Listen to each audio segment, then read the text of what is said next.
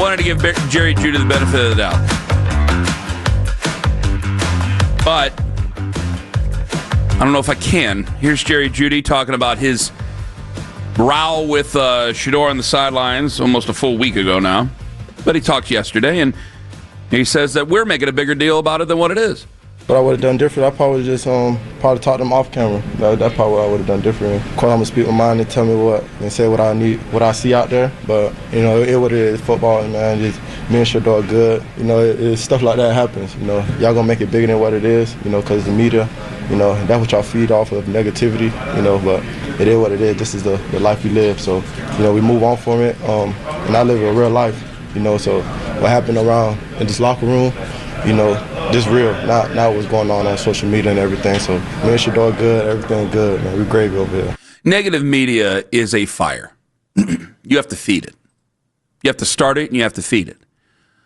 I don't go out of my way. I don't think that there are some that definitely go out of their way to be negative. I don't think a lot of us go out to be negative. I really don't. You could disagree with that all you want, but I don't think they do. But when you give was that last week or the week before, the 1 minute 30? Last week. Okay, so you're out there for about a minute 30 giving one-word answers. This comes off your history that you had with Steve Smith. This comes off your history that you had in Denver. It feeds into it because we have long memories here. So, okay, Gage Larvidan, right? Gage Larvidan has been and he is not of the stature of Jerry Jeudy. That's part of the reason people are disappointed in Jerry Jeudy. Remember Darryl on Monday? Gage Larvidan muffed a punt in a terrible situation. And you could see it. He looked bad. And you just wanted to pick him up and hug him. Because Gage Larvidan has been as nice as possible. And Darryl is not a mean-spirited person. And what did Darryl say? He's like, Gage he muffed a punt. He felt terrible about it, but you knew it was going to happen. And I'm going, wait a minute. You knew it was going to happen? He's still a pro. But we're nicer to people who we know are nice. And Jerry Jeudy ain't been nice.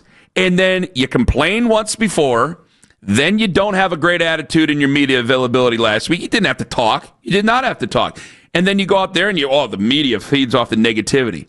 You're the one throwing the gas on the fire.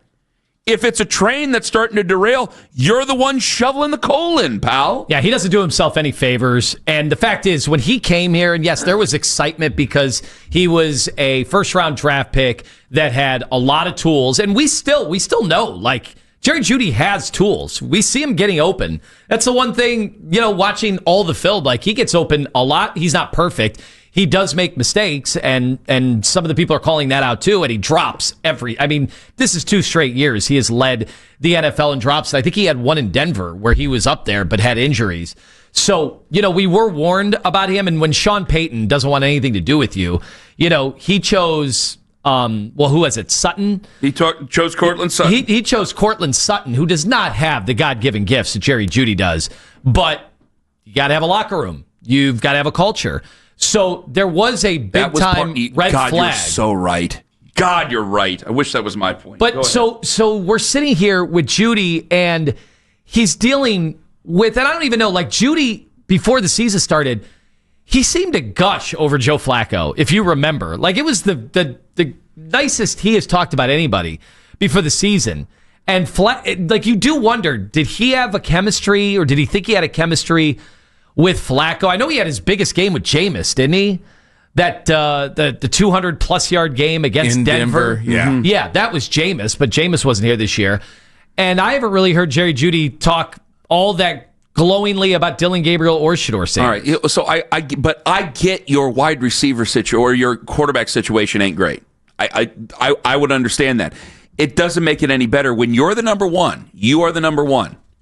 You're the guy who they are supposed to have to look to. And I've seen you drop footballs, and I've seen you start to pout on the sidelines. I've seen you pout on the field, and now you're pouting in the media. And while it's the negative media's fault, I didn't make you do any of these things. Neither did Tone. Jeff Shedeur didn't make you do any of these things. Yeah, that's on you. And yeah, the quarterback has a massive fan base. There's lots of QBs that have massive fan base. If you played for Kansas City and you were doing those things, well, he'd feed you, so you'd probably be pretty happy. But if you weren't getting fed in a game or two if you're playing for Kansas City, if you were playing with Josh Allen, they're going to take the quarterback side.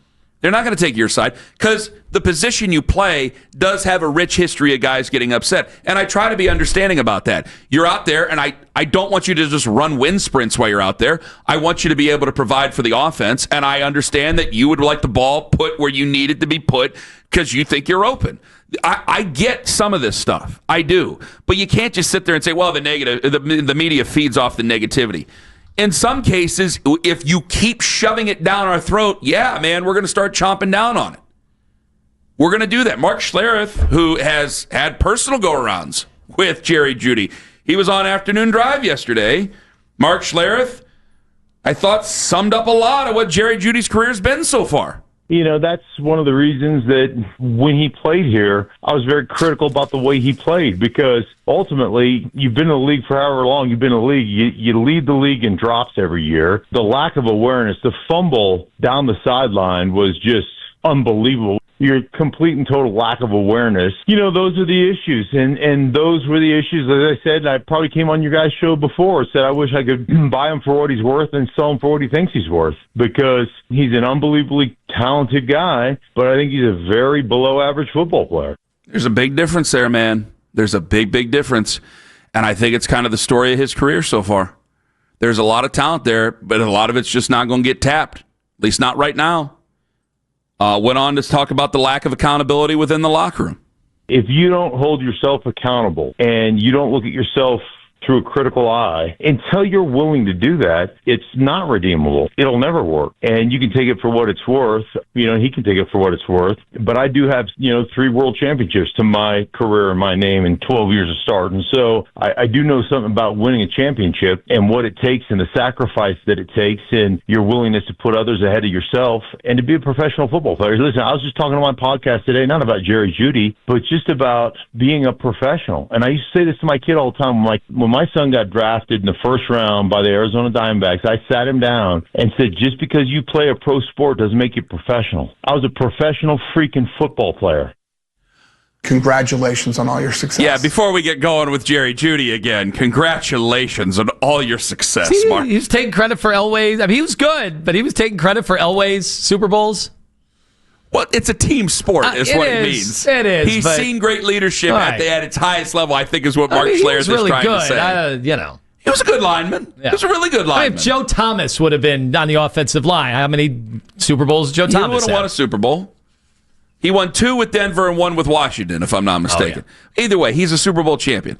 And I can't refute anything of what he's saying about Jerry Jeudy. What he just said about Jerry Jeudy, the talent versus the football player, you couldn't be more right. You couldn't be more right. Because you've been given the bag, you've been given the responsibility. And you know what this is. You knew what it was last year. And yeah, I'd love the guy to stand and deliver and you to have over 1,000 yards this year. But it ain't happening. And part of it is your fault. The fumbles. I'm not even talking about the fumble down the sideline. I tried to give him the benefit of the doubt last week, got ripped up for it, saying, hey, he was excited, he's trying to make an extra play. I didn't think he was hot dogging or anything like that, because there's been plenty of times where, yeah, he's had silly drops. It's cost them on 3rd down, and you can't put any of these quarterbacks, even Joe when he was struggling at the beginning of the season and he was having drops, you can't put any of these guys behind the sticks. And then it's all you guys in the media, you feed off the negativity. What have you given me that's positive? What should I focus on that's positive? If there's charitable contributions, I'll always mention those. That's more than fine. But what have you given me that's really positive? You're on a 3-9 football team. You're on your 3rd quarterback so far this year. You haven't really been able to find any sort of compatibility with any of them right now. You failed to even have constructive criticism on the sidelines on Sunday to the point that Ethan Posick got up. You guys always want to preach that what I saw was just football. What I saw was just football. It's football to a point until a guy who's a veteran, also a veteran, has to get up and intervene because he knows he's sitting there watching something that isn't constructive, and now you're just filling your quarterback's heads with bad ideas while he's trying to conduct an offense. That's why Ethan Posick got involved. So now you're failing to be constructive. So if we're going to have a constructive conversation that's heated, fine. But I've worked with you for a long time, and there's been plenty of times you and I have bitched at each other just to bitch. But there's plenty of times where it's been constructive, more often than not, I think. I know the difference. And I've seen that, and yeah, you can be constructive, and for a minute it looked like it was. And then clearly it didn't anymore. So you can be as upset as you want to be. It ain't making that situation any better. I know that you want him to look at you. It hasn't happened. For a multitude of reasons, it hasn't happened. But I don't think yelling at him's going to make it any better. But that's just me seeing it over here, and I'm wanting to be negative. Yeah.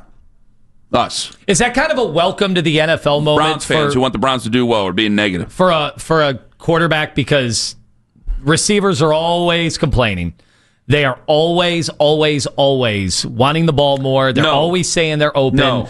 Is that pretty? Because that's why I'm like, well, that's kind of how it works in this league, and you're not playing with your college teammate anymore. Because there's guys you're playing. Not everybody gets to be Joe Burrow, where they get their college studs to follow them. Stephon Diggs complained. People take Stephon Diggs' side. All right. There's other legitimate number one wide receivers. You've said it in the past. Say it again. Mark Schlereth would agree with you. I think the Browns right now would agree with you. He's a number one on this team. Yeah. And I think all Browns fans know you are a number one on this team. That doesn't mean you're a number one. If you were a number one, we'd all take your side. They don't.